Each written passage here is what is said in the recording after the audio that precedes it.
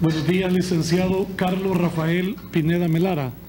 Bienvenido a la Subcomisión para el Estudio de las Candidaturas al cargo de magistrado de la Corte Suprema de Justicia. Me imagino que usted ya sabe el procedimiento que estamos utilizando. Tiene 3 preguntas introductorias.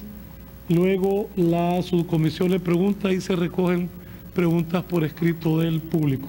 Así que bienvenido y puede comenzar. Muy buenos días a la honorable subcomisión.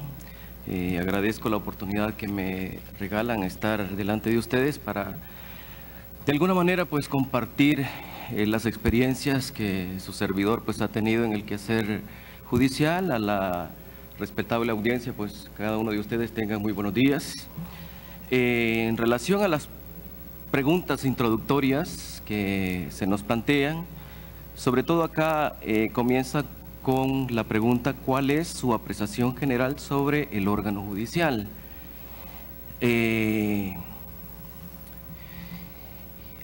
Yo creo que hay mucho que hablar respecto al órgano judicial, en el sentido de que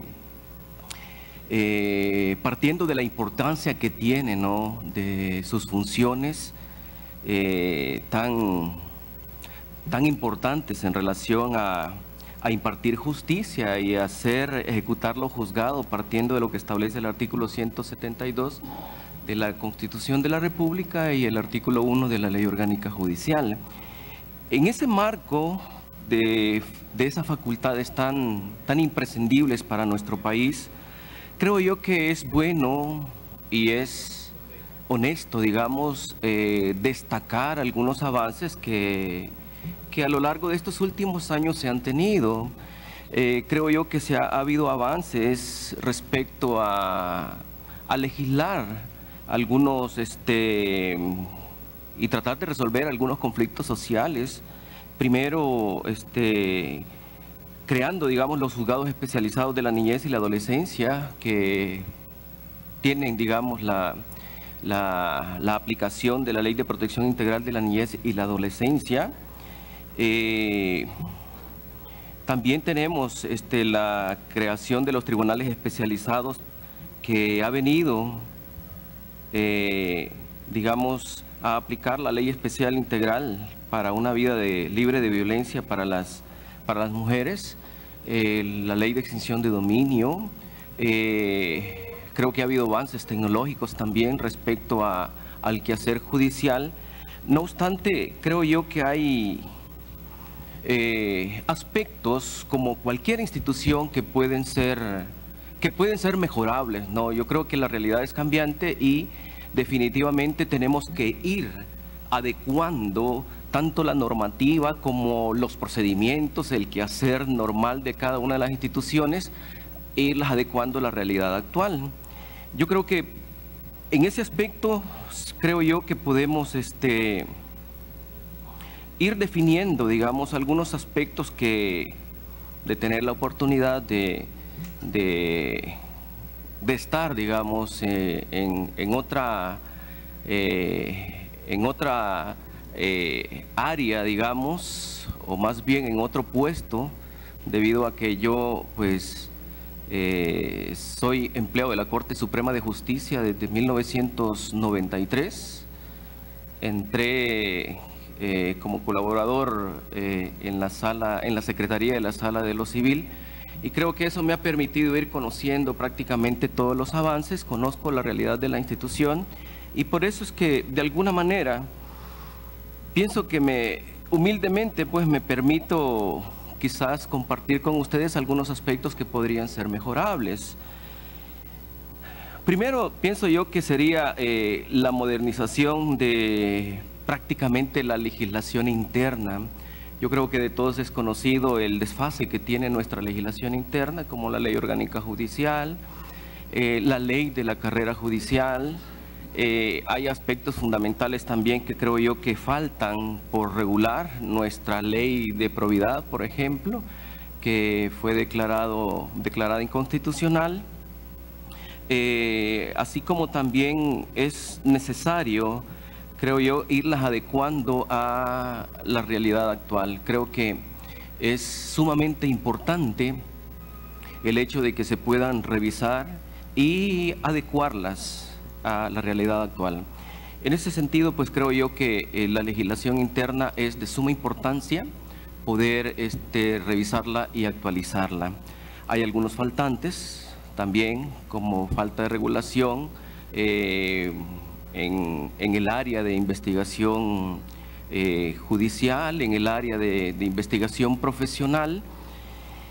Creo yo también que otro aspecto a mejorar en lo que es el órgano judicial es introducir la tecnología informática no solamente en el Palacio Judicial o en el edificio administrativo, en los centros judiciales de San Salvador.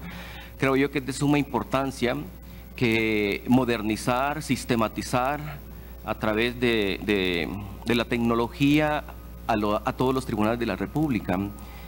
Ya no es posible seguir ocupando aquellas herramientas manuales de llevar un expediente a mano, de darle ingreso a mano. Eso nos produce algunos problemas en el sentido de no poder contar con información de suma importancia, en el sentido de tener a la mano, por ejemplo, ir midiendo la carga laboral de cada uno de los tribunales. Eso no se tiene, no se puede hacer más que ocupando pues un papel y un lápiz. No se puede medir esa carga, no se puede tener controles efectivos que puedan mejorar la sustanciación de los procesos. No podemos tener información real o en tiempo real de las estadísticas que pueda tener, digamos, cada uno de los tribunales a nivel nacional. No tenemos concentrada toda esa información, por lo tanto, creo que es imprescindible poder introducir sistemas informáticos adecuados que nos permiten, de alguna manera, gerenciar de forma más efectiva la sustanciación de todos los procesos que se llevan a cabo en cada uno de los tribunales de la República. Otro aspecto que humildemente yo puedo considerar respecto a mejoras dentro de lo que es el órgano judicial sería la ejecución del presupuesto. Yo sé que todos sabemos y de alguna manera la población pues está consciente, ¿no?, de que el presupuesto que tiene la Corte Suprema de Justicia o el órgano judicial es del 6%, ¿no? Pero creo que se desconoce que no es que el 6% se le deposita a las cuentas del órgano judicial. Eso se va realizando desembolsos con base a la ejecución. Por lo tanto, si los desembolsos que tiene que realizar el Ministerio de Hacienda no son debidamente oportunos, genera una serie de inconvenientes. ¿En qué sentido? En que los precios, por ejemplo, respecto a los procesos de licitaciones, hay muchas personas o muchas empresas que ya no quieren licitar con la institución porque se retrasan los pagos, porque es muy engorroso el cobro de todo ello. Se genera además deudas a los proveedores de servicios básicos también. Entonces creo yo que no estoy diciendo que no pueda mejorarse de manera eficiente el presupuesto, ¿cómo no? Por supuesto que esa es una de las cosas que se espera, y creo yo que ha habido avances. Por ejemplo, desde el 2014 se ejecutó, si no me equivoco, el 86% del presupuesto, y a esta fecha, pues el año pasado se llegó a la ejecución del presupuesto hasta un 94%. Es de reconocer también que existe un problema muy, muy grande en el sentido de que del presupuesto que tiene el órgano judicial, el 78% se va a gastos ordinarios para el pago de salarios. Por lo tanto, es un 22% que queda para gastos operativos y para inversión. ¿Qué quiere decir con esto? Que debe de haber un compromiso más grande de parte de todos los operadores de justicia, de parte de todas las autoridades y de cada uno de los empleados en ser más efectivos en la realización de nuestras labores. ¿Por qué? Porque ya prácticamente no se tiene la capacidad de seguir contratando o hacer más grande, digamos, el gasto ordinario de pago de salarios de la institución. Por eso creo yo que sí es necesario eficientar el uso de los recursos, el manejo de los mismos y, por supuesto, la ejecución del mismo presupuesto. Otro aspecto que creo yo que se puede ir considerando sería el mejoramiento de algunos procesos críticos, como cuáles, los procesos de adquisiciones, que es muy importante, ¿no? De todos sabemos que los procesos de adquisiciones, aunque tienen su regulación, pero de alguna manera también se percibe que puedan haber vicios ocultos en relación a esos procesos. También creo yo que es de suma importancia tener o ser más eficientes en los procesos logísticos de apoyo. ¿Qué quiere decir con esto? Ustedes saben que en cada uno de los centros judiciales del país se tienen los administradores de los centros judiciales. En ese sentido, creo yo que es muy importante el hecho de que cada uno de los administradores de centros judiciales conozcan a cabalidad las necesidades puntuales de los operadores de justicia. Yo creo que hay que ir rompiendo el hecho de la costumbre que se genera en las instituciones de gobierno, en el que hay que pedir 10 sillas para que nos den 2. O sea, no puede ser esa forma de operar. Tenemos que estar conscientes cuáles son específicamente las necesidades que tiene cada uno de los operadores de justicia y cubrirlas de forma puntual. Pero eso necesita un compromiso, necesita un conocimiento y estar pendiente, por supuesto, cada uno de los administradores de los centros judiciales, sin excepción. Creo yo también que, y lo digo con todo respeto, ¿no? Creo yo que además de que el Consejo Nacional de la Judicatura tiene programas quizás continuos de capacitaciones para los operadores de justicia, creo que el órgano judicial también debe de tenerlos. Es muy necesario la capacitación constante de los operadores de justicia, de tal manera que esto nos pueda permitir ser más eficientes respecto a la aplicación de las leyes y a la facultad principal que tiene nuestro órgano judicial, que es el de impartir justicia. En la Corte Suprema de Justicia se tiene un plan anual de capacitaciones, pero además creo yo que no sería suficiente respecto a temas puntuales. Por ejemplo, en el caso de nosotros como Providad, nosotros no recibimos capacitaciones específicas o especializadas para poder tener, digamos, más capacidad o eficiencia en la labor que realiza la Oficina de Providad. Las capacitaciones especializadas las recibimos a través de la cooperación de organismos internacionales que de alguna manera han tenido a bien apoyarnos en ese sentido, y además de apoyo en otros aspectos como tecnología, ¿no? Pero creo yo que es de suma importancia la especialización del recurso humano. Hay temas muy específicos en los cuales, como todos sabemos, nosotros somos abogados, ¿no? Entonces nos forman en el conocimiento de las leyes, en su aplicación, pero nadie nos forma para gerenciar, nadie nos forma para administrar. En ese sentido, creo indispensable que uno de los aspectos que son muy importantes respecto a los programas de capacitación que se deben ir implementando es en temas específicos de liderazgo, en gestión gerencial, en gestión de los despachos judiciales, en atención al cliente. Yo creo que, me imagino que todos en algún momento hemos llegado a un tribunal y la impresión que nos da muchas veces no es la mejor, o la misma institución a la que yo pertenezco, que es la Corte Suprema de Justicia, que generalmente la gente llega, saluda y no recibimos el saludo, ¿no? Es muy delicado, ¿no? Porque es la imagen de la institución la que se proyecta a través de los primeros que dan la cara del órgano judicial, que son los operadores de justicia. Lo que más necesitamos es esa calidad humana. O sea, yo sé que si alguien humilde llega a un tribunal, muchas personas o a cualquier institución pública ni siquiera le corresponden el saludo, ¿no? Eso es bastante delicado. Creo que la estima que se debe tener al tratar a las personas es indispensable respecto al servicio que como institución o como órgano judicial se debe de prestar. Hay otro aspecto fundamental que creo que se puede tomar en cuenta, ¿no? De todos es conocidos las instalaciones del Instituto de Medicina Legal.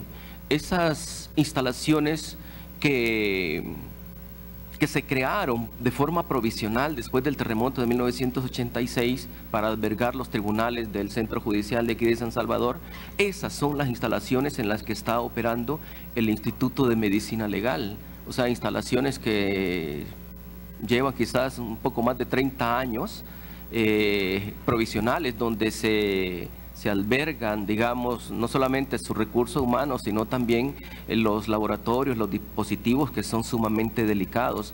Creo que es indispensable dotar al Instituto de Medicina Legal de una infraestructura adecuada.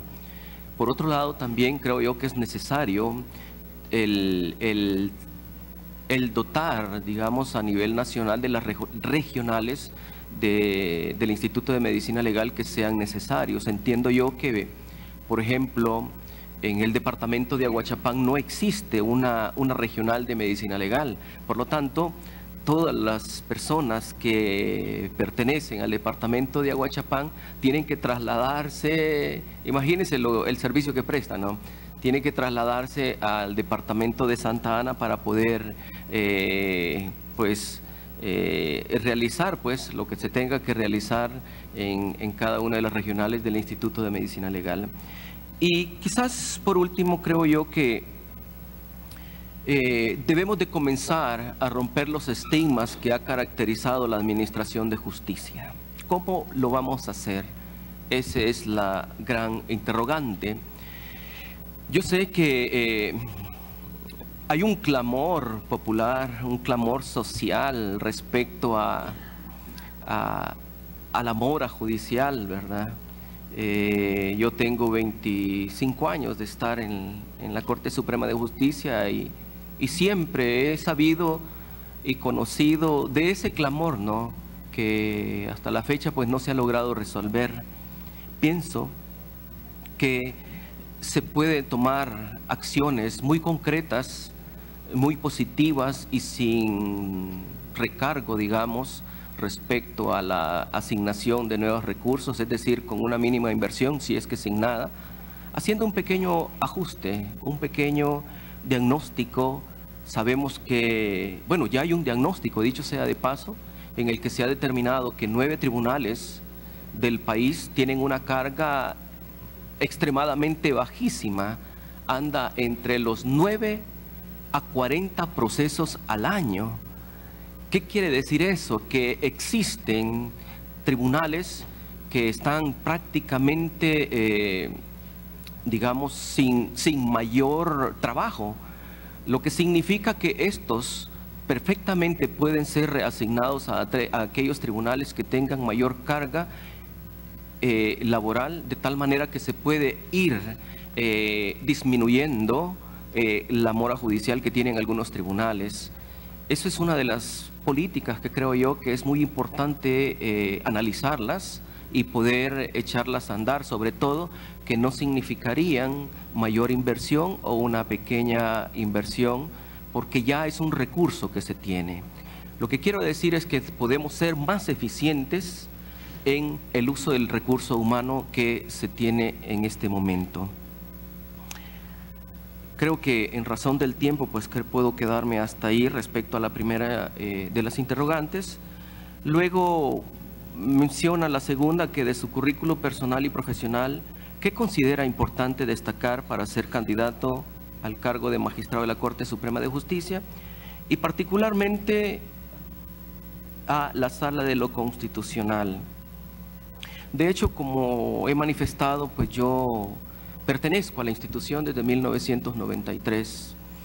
He estado en diferentes posiciones en la administración pública como colaborador de la Secretaría de la Sala de lo Civil, y creo yo que con el compromiso que humildemente pues me ha caracterizado en el desarrollo de mis funciones, he sido tomado en cuenta para optar a diferentes plazas.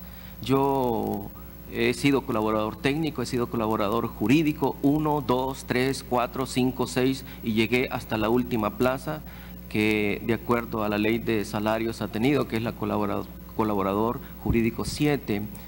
Eso pues de alguna manera ha sido producto del compromiso que siempre he tenido respecto a las labores, la seriedad con la que yo he desempeñado mi trabajo. Posteriormente pues fui asistente de la jefatura de la sección de probidad, luego subjefe de la misma oficina, hasta llegar pues a tener la jefatura a partir del 2013 hasta la fecha, en el cual pues a través de la labor que se ha realizado, creo yo que de alguna manera hemos sentado precedentes muy importantes respecto al combate a la corrupción, y sobre todo, ¿no? Pudimos echar a andar y aplicar una ley que había pasado por más de 55 años sin ninguna operatividad. Creo que le hemos demostrado a la sociedad salvadoreña que si hay compromiso, que si hay ganas de trabajar, con las herramientas que se tienen podemos sacar adelante este país. En ese sentido, pues creo yo que el compromiso, ¿no? La vocación de servicio, el total apego a mis labores, a la Constitución de la República, a las leyes de la materia, la imparcialidad con la cual pues no solamente su servidor, sino todo su equipo de trabajo ha realizado respecto a las labores puntuales que la ley nos determina. Creo yo que eso me permite a mí tener las credenciales suficientes para poder optar a una magistratura de la Corte Suprema de Justicia. Eso es básicamente, digamos, respecto a lo que puedo comentar. Es un poco complicado no hablar de uno mismo porque no es tan cómodo hacerlo, pero siendo honesto, pues creo yo que eso sería. Y la motivación precisamente es lo que ya comentábamos. Gracias, Quedo licenciado. a sus órdenes. Comenzaríamos la ronda de preguntas con el diputado Martel.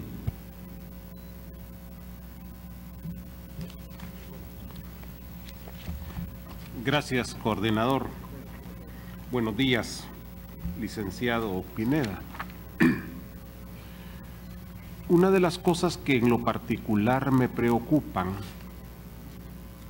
es el problema de las presiones que todo funcionario tiene en el ejercicio de su cargo. Y en este caso es importante garantizar la independencia judicial. Hay varios factores de presión que un funcionario tiene. Uno es la presión jerárquica. En el caso de los magistrados de la Corte, esa prácticamente no existe porque ellos son la máxima jerarquía. Más bien lo que hay que garantizar es que no la ejerzan hacia abajo, ¿verdad? Existen las presiones políticas que van desde un juez en un pueblo que es presionado por el alcalde o por el líder político local, hasta dirigencias políticas que presionan en los altos niveles.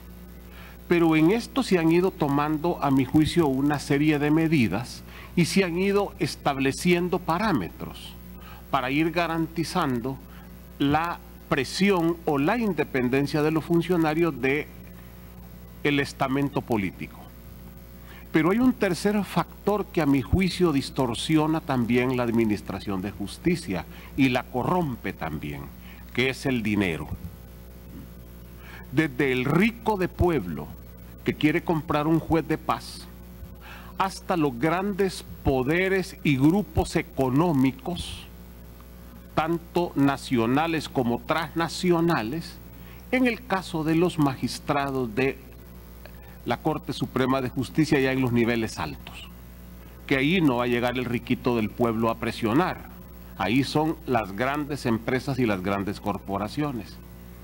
Lamentablemente aquí es donde tenemos la mayor debilidad para establecer parámetros. ¿Cómo garantizamos que un funcionario no solo tiene independencia política en este caso, sino que también tenga la independencia de esos grupos de poder económico que muchas veces son invisibles y que tienen carácter nacional o transnacional? Mi pregunta es, ¿qué elementos cree usted que se vuelven necesarios para garantizar que los funcionarios no solo tengan independencia de lo político, sino que también tengan independencia de estos grupos de poder económico? Bueno, creo que es una excelente pregunta, señor diputado. Creo que de todos es conocido, ¿no?, las presiones que se pueden ejercer, ya sea a través de entes internos o externos. Eso es una realidad. Y que creo yo que no es desconocido, ¿no?, de todos. Es una realidad que está latente ahí. Pero yo creo que cuando la persona tiene sus principios bien arraigados, el temor a Dios, que es sumamente importante, es difícil que cualquier ente interno o externo pueda llegar a corromper esos principios que están bien fundamentados en la persona. Por eso creo yo que es de suma importancia el hecho de que al escoger los candidatos a este tipo de magistraturas, no solamente se debe tomar en cuenta los requisitos formales o que establece la Constitución, sino también es de suma importancia poder ver la trayectoria del servidor público que está aspirando a este tipo de magistraturas para poder considerar cuál ha sido su actuar. Yo creo que eso es indispensable. Para su servidor es fundamental el hecho de que se pueda observar desde muy atrás la trayectoria de cada uno de los servidores que están aspirando, porque de ahí puede partir el hecho de que usted pueda advertir o se pueda advertir que hayan principios fundamentales bien arraigados en la persona. Yo creo que corruptores siempre van a haber. El problema es del funcionario público que pueda dejarse corromper por las presiones políticas, por las presiones económicas, por las presiones internas o por las presiones externas. No logré entender cuáles son los parámetros que debemos de utilizar para esa garantía, aparte pues de que debe de tener virtudes y del temor a Dios que decía, pero ¿cuál? Hay también otro factor muy importante, y es el hecho de que toda actuación de los servidores públicos debe estar a la luz de la población. Eso nos permitiría a nosotros tener menos posibilidades de ser corruptibles. Y es el escrutinio, es decir, el someter las actuaciones de los servidores públicos al escrutinio público nos puede garantizar objetividad, imparcialidad y total apego a los principios constitucionales y legales. Okay. Diputado Handal. Gracias. Tengo aquí una pregunta. Perdón. ¿Qué reformas legislativas, basándonos también en su currículum y en su experiencia, ¿verdad?, y en el último cargo que usted está desempeñando? La pregunta es, ¿qué reformas legislativas propondría para fortalecer la sección de probidad de la Corte Suprema de Justicia y qué acciones concretas tomaría usted para mejorar su funcionamiento en caso de resultar electo como magistrado? Perdón. nosotros hemos tenido un dicho, quizás a nivel de la oficina, que Providad solo puede mejorar. ¿Por qué? Porque hemos pasado 55, un poco más de 55 años en una oficina la cual pues ha estado condenada prácticamente a hacer un archivo de declaraciones juradas de patrimonio, y hemos ido avanzando en la aplicación de la ley. Creo que cada día nosotros nos proponíamos resucitar algunas de las disposiciones para poder aplicarlas. Y ha sido una lucha constante el hecho de su aplicación. Pero respecto a su pregunta, señor diputado, yo creo que es de proponer una nueva normativa en la cual pues se pueda dotar de herramientas eficientes a la sección de probidad para poder combatir este flagelo de la corrupción, establecer reglas claras, porque la actual ley no tiene reglas claras, no hay procedimientos claros, no hay un establecimiento claro del universo de obligados a presentar la declaración jurada de patrimonio. Por lo tanto, hasta eso se nos convierte en un problema. Existe una obligación de parte de las instituciones públicas de reportar a la oficina de probidad los nombramientos del personal interno de cada una de las instituciones que son obligados a presentar la declaración, pero no existe una sanción para aquellas instituciones que no lo hagan. Por lo tanto, nos hemos tenido en la quizás obligación de visitar institución por institución a efecto de exhortar a todos los titulares a que cumplan con esa disposición de reportar el universo de obligados a presentar la declaración ante la oficina de probidad. Caso contrario, es imposible tener a ciencia cierta un universo de obligados a presentar la declaración jurada de patrimonio. Por lo tanto, tampoco tendríamos a ciencia cierta cuáles son aquellos funcionarios que están infringiendo la presentación de la declaración, que es, dicho sea de paso, la herramienta que se tiene para poder ir determinando las variaciones patrimoniales de los servidores públicos y de alguna manera ir detectando aquellos incrementos patrimoniales que pueden ser justificados o no justificados. Necesitamos también un procedimiento específico respecto a las sanciones que se imponen a través de los incumplimientos a la ley de enriquecimiento ilícito. Tener reglas claras respecto a los plazos. Hoy, ustedes saben, respecto a las investigaciones que se realizan, cada funcionario investigado tiene la libertad de pedir a la Corte Suprema de Justicia ampliaciones de plazo que consideren convenientes, y la Corte Suprema de Justicia otorgarlo si los considera conveniente. Todos esos vacíos es necesario que se regulen a través de una nueva propuesta de ley de probidad. Ahora bien, ¿cómo podemos mejorar? Bueno, hay muchos aspectos que se pueden realizar. Primero, darle la importancia a la oficina de probidad. ¿En qué sentido? Hemos hablado de un presupuesto del 6%, que es bastante generoso para una institución también bastante grande, ¿no? Pero que ese presupuesto pues se vea reflejada en una de las instituciones, en una de las oficinas que creo yo es de suma importancia para el país, como es la oficina de probidad.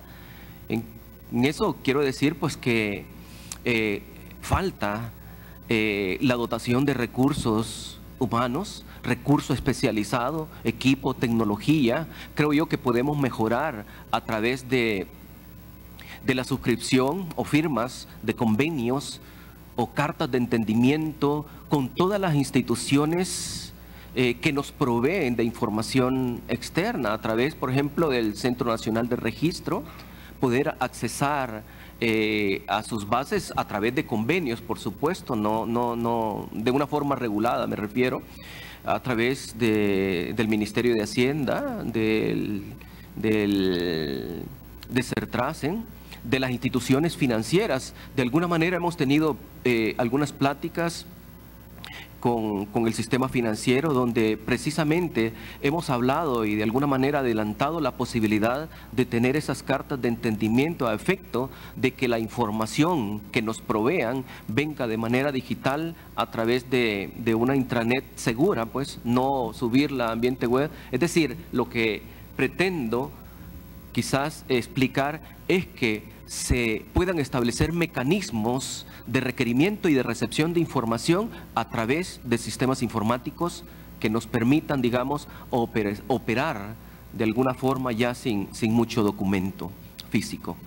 Eso es parte, digamos, y lo que yo siempre estoy buscando es la especialización del recurso que ya se tiene. Digo esto porque a través de los programas de capacitación del órgano judicial, nosotros como Providad no recibimos capacitaciones especializadas en temas tan específicos como el lavado de dinero y otros activos, en temas de investigación financiera, investigaciones a través de las empresas, temas específicos como auditoría forense, auditoría gubernamental,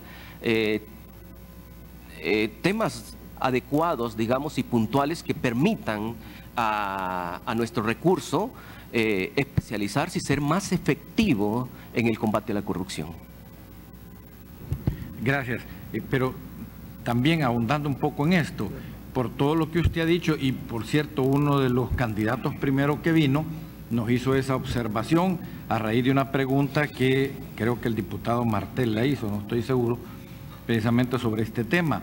Él dijo, la respuesta que dio fue, sí, primero habría que considerar que Providad hasta hoy es una sección, ni siquiera llega a un departamento, es una sección. Por la respuesta suya se ve que está claro que la dimensión que tiene que tener esta actividad está mucho más allá de lo que tiene actualmente, tanto en importancia como en alcances. ¿De acuerdo? Correcto. Es más, hay el complemento de la pregunta que le quiero hacer es la siguiente.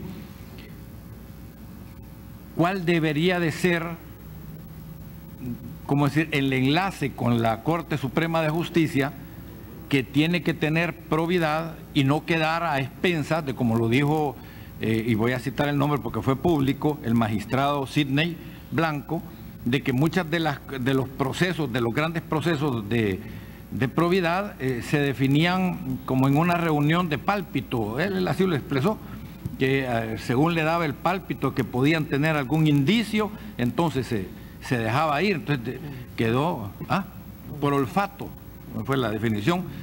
Entonces da la impresión de, pues sí, con todo lo que usted nos ha dicho, debe ser una cuestión, además de muy profesional, muy científica y muy bien fundamentada, porque a alguien que se le acuse de enriquecimiento ilícito y luego no se pruebe, se le acabó el prestigio a esa persona, quedó arruinado de por vida, ¿verdad?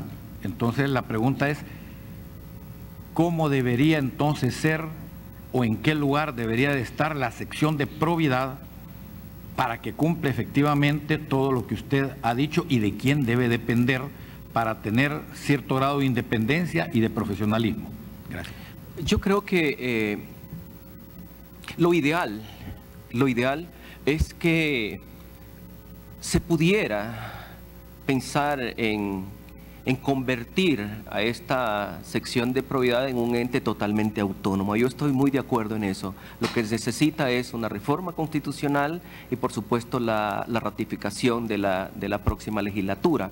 Ese es un escenario posible que, en lo particular, sería el ideal, sería lo mejor, precisamente para evitar cualquier tipo de injerencias que se puedan dar perteneciendo o estando bajo la estructura organizativa de una institución de gobierno. Ahora bien, ese es un escenario. El otro posible escenario es el dotar de una nueva ley de probidad que precisamente garantice la total independencia en sus actuaciones, reservando, por supuesto, las facultades constitucionales que se le están concedidas a la Corte Suprema de Justicia, precisamente para evitar lo que usted manifiesta es que no se puede dar de esa manera o iniciar una investigación en la sección de probidad a un funcionario bajo ese pensamiento.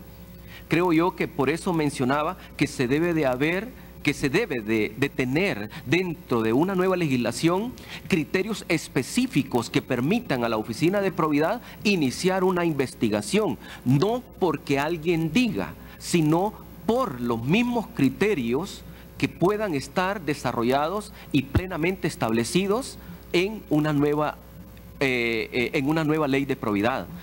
Actualmente se nos da un problema en el sentido de que cualquier ciudadano puede llegar a la oficina de acceso a la información y pedir las auditorías, porque así le están llamando, las auditorías de cualquier servidor público. Por esa razón hemos llegado a tener más de 500 en este momento. Pero ¿qué es lo que sucede con eso? Que se puede dañar la imagen de un servidor público porque alguien, haciendo uso de su derecho sí, o sea, entonces se puede terminar dañando porque no existe un fundamento, porque no hay bases, porque no hay ni siquiera sospechas. Por eso creo yo que es indispensable dotar a la oficina de probidad de una nueva regulación que pueda, digamos, abordar todos estos temas para evitar cualquier abuso. Ahora bien, respecto a la importancia de la oficina, ese sería, digamos, el primer escenario, reforma constitucional; el segundo escenario, dotar de una nueva ley de probidad a la oficina; y lo otro que actualmente se tiene es que dentro de la estructura organizativa de la Corte Suprema de Justicia, nosotros como probidad somos una dirección. El problema es que no ha sido aprobada las reformas a la Ley Orgánica Judicial donde está contemplada la nueva estructura del órgano judicial. En ese sentido, no podemos operar como una dirección de acuerdo a la nueva estructura organizativa de la Corte Suprema de Justicia, donde se nos convierte a nosotros de sección a una dirección, precisamente porque falta la aprobación de esa reforma a la Ley Orgánica Judicial. Bueno. Diputado Tenorio. Muchas gracias, coordinador. Buenos días, licenciado Pineda. Muy buenos días. He estado escuchándolo con relación al funcionamiento de la sección de probidad y es muy parecida a la pregunta a la que hacía el diputado Handal, sin embargo no es lo mismo lo que yo le quiero preguntar. ¿Cómo podría, licenciado Pineda, mejorarse el trabajo o el funcionamiento de la sección de probidad sin necesidad de llegar a reformas a la ley vigente o sin necesidad de que se establezca un nuevo ordenamiento legal para mejorar la sección de probidad? Quizás ahí me distancio un poquito de lo último que acaba de decir, porque no sé si me equivoco, usted manifiesta de que es importante que podamos desarrollar reformas a la ley de probidad. Y también, si en este mismo espacio aprovechamos para conocer su opinión sobre la inconstitucionalidad reciente establecida por la Sala con relación a las reformas a la ley. Bueno, gracias, diputado, por sus preguntas. Hemos hablado de un posible escenario de reforma constitucional, hemos hablado de otro posible escenario de dotar de una nueva normativa legal a la sección de probidad, y el tercer escenario es precisamente el que usted está mencionando, es decir, que la sección de probidad quede en su estado actual. Ahora bien, ¿cómo podemos mejorar el funcionamiento de la oficina de probidad sin reforma constitucional sin reforma legal, aunque ya hemos tocado algunos aspectos, pero quisiera abarcar el siguiente. Como si no tenemos posibilidad de un nuevo ordenamiento legal, creo que sí pudiéramos de alguna manera desarrollar las disposiciones contenidas en la Ley de Enriquecimiento Ilícito de Funcionarios y Empleados Públicos a través de un reglamento. El reglamento es, según la ley, es facultad de la Corte Suprema de Justicia. A través del mismo quizás podemos desarrollar las disposiciones de mejor manera para poder dotar a la oficina, sin transgredir, por supuesto, o sin sobrepasar los aspectos legales, de mayor operatividad. En ese sentido, sí se puede abarcar, digamos, o tratar de desarrollar los procedimientos que están, que no se encuentran desarrollados. Los procesos sancionatorios, por ejemplo, nos hace una remisión a una ley totalmente antigua. Y otros aspectos fundamentales que nos puedan permitir. Eso sería, digamos, tratar de proponer al Pleno de la Corte la aprobación de un reglamento de la vigente ley. Lo otro, como ya hemos hablado, creo yo que es muy importante que se logre, digamos, la dotación de nuevos recursos especializados. Es de suma importancia porque nosotros tenemos, digamos, a nivel nacional, el universo de obligados es bastante amplio. El universo de obligados es bastante amplia, las facultades que se tienen, y no digamos el hecho de realizar una investigación para poder determinar la existencia de indicios o no existencia de indicios de enriquecimiento ilícito de un funcionario. Un funcionario obligado e investigado, digamos, no es solamente el funcionario, entra su grupo familiar, entra su esposa, sus hijos, pero la investigación también depende de la dimensión del patrimonio que pueda tener un funcionario. Hemos tenido investigaciones de servidores públicos que tienen hasta 140 cuentas bancarias en el sistema financiero por más de 20 años. Ahora, imagínense ustedes tener 140 cuentas a lo largo quizás de todo este auditorio y buscar un retiro o buscar un depósito de $50,000. Vaya, mis queridos compañeros de la Oficina de Probidad, agarren 10 cuentas o 20 cuentas cada uno y busquen en esa fecha si existe un retiro de las 139 cuentas adicionales, a ver si los encontramos. Y tenemos nosotros que ir operación por operación. O sea, es un trabajo que realmente en el informe no se nota, pero para llegar al informe que se presenta, nosotros hemos tenido, así como decían nuestros abuelitos, pepenar cada una de todas esas operaciones para poder ir relacionando cada una de ellas. Por lo tanto, es indispensable el refuerzo del recurso humano y, por supuesto, la dotación de tecnologías que nos permitan hacer análisis y cruces de información. Y que, dicho sea de paso, creo yo que es importante mencionar que las Naciones Unidas ya dotó a la Oficina de Probidad de un software especializado precisamente para poder desarrollar esa labor de una forma más eficiente. Y lo otro que no puedo dejar de mencionar es precisamente programas de capacitación continua especializados respecto a la materia que nos toca desarrollar.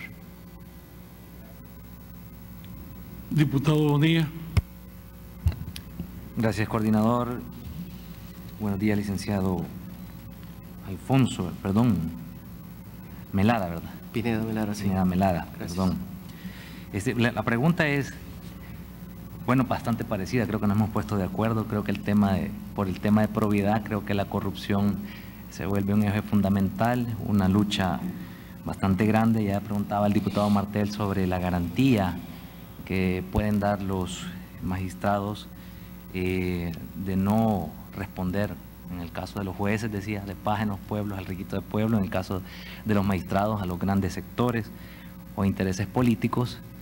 Y es un poco parecida también en el tema de la sección de probidad, pero con un toque diferente. Entiendo que la sección de probidad investigó al expresidente Mauricio Funes por el caso de enriquecimiento ilícito y solo encontró un incremento patrimonial de alrededor de $700.000. Sin embargo, la Fiscalía ha detectado que el incremento patrimonial podría ser superior a $60 millones. Ante esta incongruencia y en caso de que el dato de la Fiscalía General de la República sea el más acertado, ¿a qué atribuye usted la debilidad de la sección de probidad? Si fuera una debilidad de la sección, por supuesto. ¿Y qué propondría en caso de resultar electo como magistrado usted para que la labor de la Fiscalía General de la República y la sección de probidad sean congruentes? Cómo no, diputado, muchas gracias. Yo creo que para comenzar, sí hemos hecho trabajos coordinados con la Fiscalía General de la República, hemos participado, es más, estamos integrados en temas puntuales de capacitación en conjunto, precisamente para eso, para poder no trabajar individualmente cada uno a través de sus propias trincheras y sus propias facultades legales y constitucionales, sino más bien hacer un bloque de investigación que sea más eficiente y que de alguna manera pueda combatir el flagelo de la corrupción en nuestro país. ¿Por qué nosotros encontramos eso? Estamos claros que la Oficina de Probidad, que estaba 55 años prácticamente sin ninguna operatividad, de repente nos dan las facultades legales y nadie estaba preparado para ello. Entonces, realizamos nuestra labor conforme a las facultades legales y con las limitantes. Para ese caso, prácticamente solo eran 2 personas. En ese sentido, pues se reflejan, ¿no?, las debilidades que tiene la Oficina de Probidad y que es precisamente el grito en el cielo que yo pongo. Es una unidad tan importante que ya no se puede mantener escondida, que ya no se puede mantener al margen de una realidad que vive nuestro país. Creo yo que con lo poquito que hemos tenido, hemos logrado cambiar la historia de nuestro país, porque por primera vez se ha llevado a juicio a funcionarios de alto rango, y ser procesados por ese tipo de delitos que nunca se habían hecho. En ese sentido, son los casos incipientes que prácticamente fueron realizados en la sección de probidad, con las limitantes habidas y por haber que se ha tenido en la misma. Diputado Mazariego. Gracias, diputado coordinador. Licenciado Melara, nuevamente buenos días. Buenos días, diputado. Los colegas diputados que me antecedieron prácticamente me hackearon mis preguntas, pero más sin embargo siempre hay muchas que hacer. A mí me daba la impresión, y yo siempre digo, voy a subrayar, voy a recalcar, siempre mis preguntas van encaminadas a probidad, a rendición de cuentas, a transparencia. ¿Por qué? Porque la población es lo único que puede señalar para que sus funcionarios en realidad hagan de mejor manera su trabajo. Pero también me llamaba la atención cuando usted decía la atención al cliente. Con respecto a la atención al cliente, yo creo que los funcionarios públicos a veces nos quedamos cortos, porque se nos olvida que ser funcionario público lo obedecemos al pueblo. Y lo que usted dice, vámonos para las alcaldías, por pequeña, la más pequeña que sea. Todo empleado piensa que el alcalde es su patrono, mas todos sabemos que el patrono es el pueblo, obedecen al pueblo. No digamos ya hablando de órganos tan importantes como la Corte, para mencionar algunos órganos ejecutivos, legislativos, los 3 órganos del Estado, personas de alto rango, de alto nivel. Pero mi pregunta va encaminada con respecto al nepotismo. Si de todos es conocido que en el órgano judicial el nepotismo se da, se da en cualquier oficina del Estado, se da en las alcaldías, se da en el gobierno, incluso ahorita ha sido señalado siempre el presidente de la República por tener sus 2 hijos trabajando en entidades gubernamentales muy importantes, porque si nos recordamos que el nepotismo no es solo la contratación de familiares, sino que también de amigos que no tengan las características o capacidad e idoneidad para desempeñar su trabajo. ¿Qué pudiera hacer usted de ser electo como magistrado para combatir el nepotismo? Ya que vemos que hay jóvenes profesionales muy capaces de todas las universidades de El Salvador, con cum honorífico, pero trabajo no hay. Pero ¿qué pasa para los hijos de funcionarios, familiares de funcionarios, que ahora para no demostrar el nepotismo se cambian, hacen un traslado de plazas, hacen un intercambio y de todos es conocido? Y no voy a puntualizar por no meterme un poquitito más en ese problema, pero ¿qué haría usted, licenciado, de la magistratura para combatir el nepotismo, que es un acto de corrupción que también es que ha fracturado lo que es entidades estatales? Gracias. Cómo no, gracias, diputado. Yo creo que ha sido el abuso general quizás de la administración pública, el nepotismo, ¿no? Pero puntualmente en el órgano judicial, yo mencionaba que uno de los aspectos fundamentales que se pueden tomar en cuenta es la modernización de la ley orgánica judicial. Digo esto, ¿por qué? Porque a través de la misma, también la modernización de la ley de la carrera judicial, creo que a través de las mismas se les da la facultad a los jueces de contratar al personal, ¿no? Y con todo respeto lo manifiesto, que se materializa lo que usted bien decía, señor diputado, en el cual pues yo como operador de justicia le digo a mi otro amigo operador de justicia: mira, yo te voy a contratar a tu recomendado y vos contratame el mío. ¿Cómo lo podemos evitar? Quitándole esa facultad, sencillamente. Realizando procesos de selección que permitan, digamos, la transparencia y la claridad precisamente en ese proceso. Yo me recuerdo que el proceso de selección que tuvo la sección de probidad para el refuerzo, para parte del refuerzo, porque no ha sido completo, para parte del refuerzo del recurso humano que tuvimos, se diseñó un proceso específico de selección en el cual el primer requisito era un cum de 8 y se llenaron más de 800, creo yo, currículas de diferentes estudiantes profesionales del derecho y de contaduría pública y de administración de empresas, y el primer filtro fue el que no tenía cum de 8 a un lado, a un lado, a un lado, a un lado, porque sí se respetó precisamente ese proceso de selección, pero fue un proceso especial que se desarrolló. Y eso es precisamente lo que yo propondría, que se establezca un proceso específico, especial para cada disciplina que requiera de contrataciones en la institución, porque no podemos seguir permitiendo ese abuso.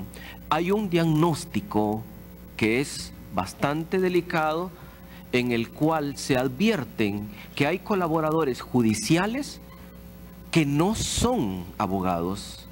Hay colaboradores judiciales que tienen cualquier otro perfil, pero lo que menos son profesionales del derecho. En ese sentido, licenciado, creo que la respuesta fue claramente contestada. Necesito avanzar en aras del tiempo, diputado Almendares.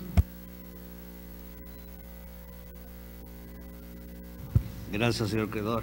Licenciado, buenos días. Usted habló de su especialidad. La última es la sección de probidad, y habló del daño a la imagen que puede causar hasta la muerte civil. En el artículo 240 de la Constitución de la República, en el inciso 3, entre las cosas que dice La Corte tiene facultad de tomar las providencias que estime necesarias para comprobar la veracidad de la declaración, hablando de enriquecimiento ilícito y la declaración de probidad, la que mantendrá en reserva y únicamente servirá para los efectos previstos en este artículo. ¿Cuál es su opinión de que prácticamente cualquier investigación que se está haciendo en la Corte se vuelve pública, sin antes ser oído y vencido en juicio? Pero cualquiera que se esté investigando, ¿se está cumpliendo o no se está cumpliendo lo que dice la Constitución? ¿Cómo no, diputado? Yo creo que me voy todavía un poco más allá, porque tan solo el hecho de que un funcionario ingrese a las listas de los investigados que tiene la sección de probidad ya le genera una gran cantidad de inconvenientes hasta en el sistema financiero. Ya la sociedad lo puede tildar que lo están investigando por enriquecimiento ilícito y no es cierto. El enriquecimiento ilícito o los indicios de enriquecimiento ilícito, la existencia de ellos, se determinan producto de la investigación que se va a realizar.